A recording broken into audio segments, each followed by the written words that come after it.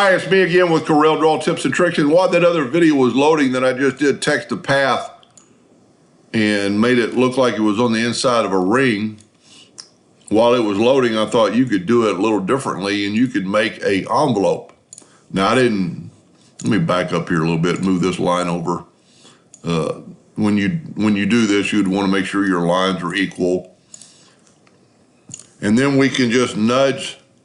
Let's put our nudge factor on like 2 inches, and let's nudge our new path up, and then left click, right click, grab your text.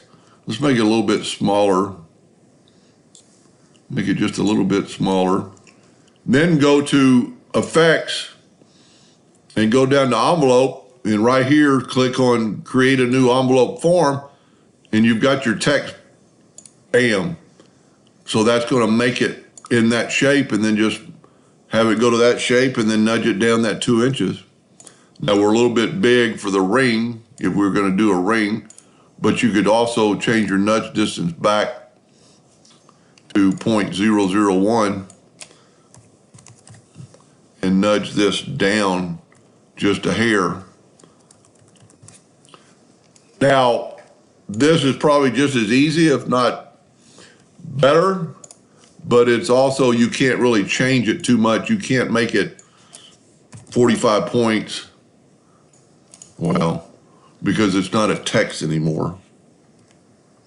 Well, it is still a text, but it's going to change it quite a bit. We're using text to path. You could change the size and even use the shape tool. The shape tool is gone now. So you've got to kind of rely on what you're happy with. And then just to kind of finish it off, we'll just do like we did before and make it look like it's a ring, and then select the whole thing and turn it, the outline to black, and make it a little bit thicker. And there you go. There's another way to do it. I hope that helped a little bit. Thank you for watching.